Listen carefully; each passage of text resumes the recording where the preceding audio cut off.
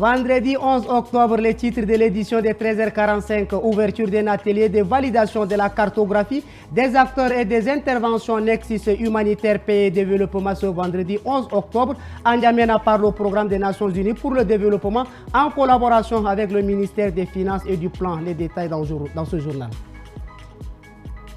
Par une conférence tenue ce vendredi 11 octobre 2024, le directeur général des douanes et droits indirects général Ousmane Brahim Djouma s'est exprimé devant les médias. Il dresse le bilan de sa tournée dans la zone septentrionale du pays. Extrait de sa déclaration dans un instant.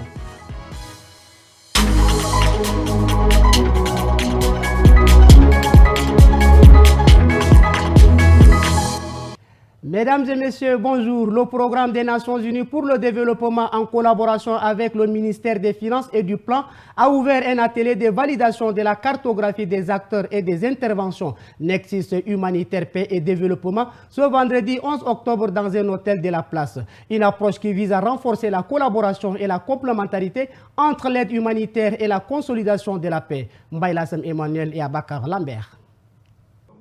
Cet atelier vise deux objectifs. Premièrement, la présentation du résultat de la mission d'élaboration de la cartographie des acteurs et des projets dans le domaine humanitaire, de développement et de la consolidation de la paix.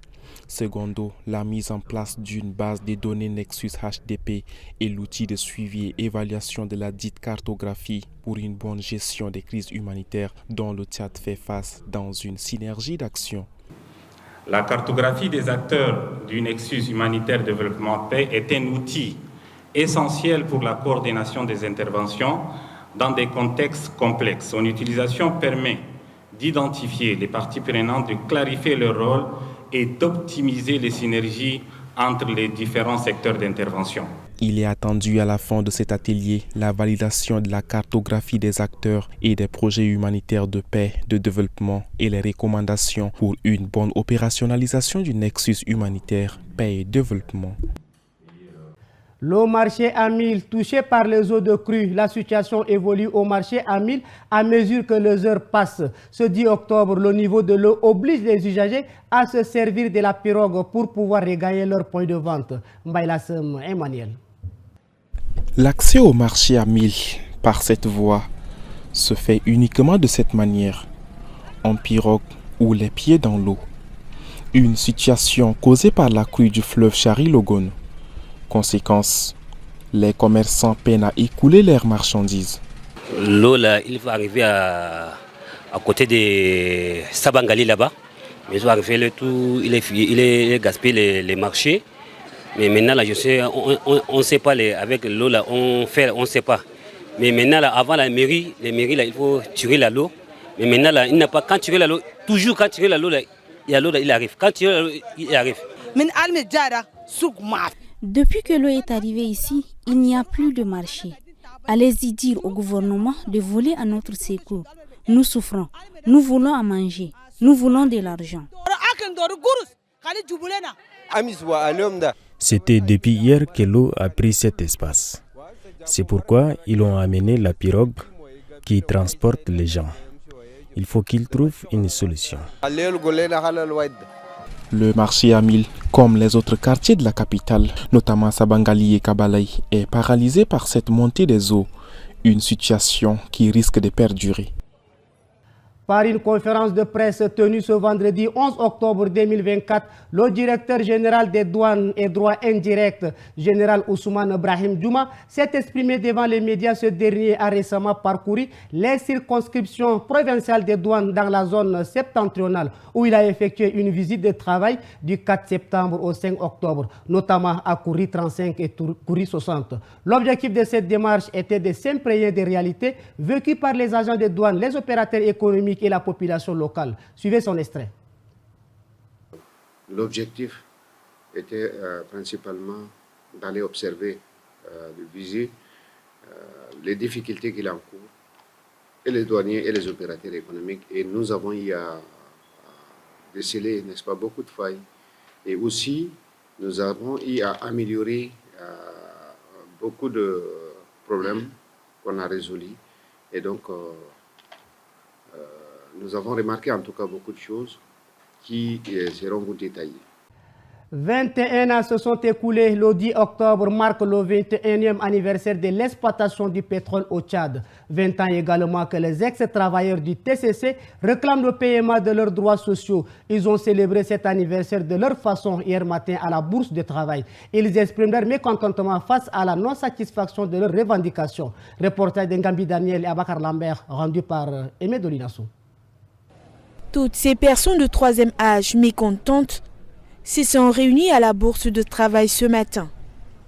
Ils ont un seul objectif précis, commémorer dans la peine le 21e anniversaire de l'exploitation du pétrole au Tchad. Par ce geste, ils revendiquent leurs droits sociaux, droits qu'ils attendent patiemment depuis 20 ans. Notre message aux autorités comme le président actuel, Mamad Kaka, c'est un jeune. Il faudrait qu'il essaye de penser, c'est-à-dire parce que c'est nous qui sommes les pionniers, c'est nous qui avons fait couler le pétrole. Et maintenant, quand nous regardons maintenant, nous sommes laissés à notre triste sort. Pour le rapporteur de ces ex-travailleurs mécontents, l'appareil judiciaire tchadien ne facilite pas la fin de leur souffrance après 20 ans de revendications. Les ex-travailleurs languissent sous le poids de la misère, la faim, l'analphabétisme et la pauvreté totale. 20 ans de revendications sociales devant les juridictions tchadiennes sont sans effet. Cependant, plus de 2000 travailleurs sont morts et continuent à mourir faute de nourriture et soins adéquats. En 2022, la Cour suprême a ordonné le paiement des droits de ces ex-travailleurs de TCC après une condamnation solidaire des TCC et PSI et SO a versé la somme de 10 milliards 551 millions de francs CFA. Pour clore ce journal qui dit 13h45, dit actualité internationale, aujourd'hui nous vous présentons une compilation signée Rassom Mordim Leïla. Pour les ministres de l'administration territoriale, Paul Atanga, signateur du communiqué, les débats sur l'état de santé du président de la République relèvent de la sécurité nationale. Par conséquent, le ministre instruit les gouverneurs de créer des cellules chargées de suivre et d'enregistrer toutes les émissions et débats dans les médias privés et d'identifier les auteurs des commentaires tendancieux. Dans la plupart des rédactions télé-radio du Cameroun, la nouvelle a été accueillie avec une certaine sidération.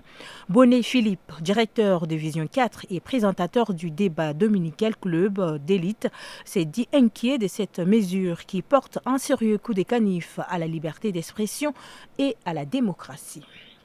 La guerre au Soudan continue de faire rage. Le Conseil des droits de l'homme de l'ONU a voté pour une prolongation de ses investigations sur de présumées violations commises par les parties prenantes au conflit, l'armée soudanaise et les forces de soutien rapide. Pendant ce temps, Abdoulawid Al-Nour, le président du mouvement et de l'armée de libération du Soudan, un groupe armé qui opère au Darfour et à Nairobi pour tenter de trouver une issue à cette crise. Et pour finir, dans la soirée du jeudi 10 octobre, le président Abdourahmane Tiani a décrété le retrait de la citoyenneté nigérienne de 9 personnalités proches du président Mohamed Bazoum, renversées l'an dernier. Toutes ces personnalités sont considérées comme des opposants à la junte militaire au pouvoir à Niamey. Parmi elles figure notamment Raissa Agboula, qui fut ministre d'État et conseiller à la présidence, mais qui est aussi et surtout le chef historique des rébellions Touareg de 1991 et de 2007. 2 semaines après le putsch du 26 juillet 2023, Raissa Agboula avait lancé un conseil de résistance pour la République dont l'objectif était de contrer la junte du CNSP. À cette décision s'appuie sur le fichier récemment instauré qui recense les personnes impliquées dans les actes de terrorisme ou d'atteinte aux intérêts de l'État. C'est tout pour ce journal d'information. Merci de votre fidélité. Tchad Info, c'est l'information en continu.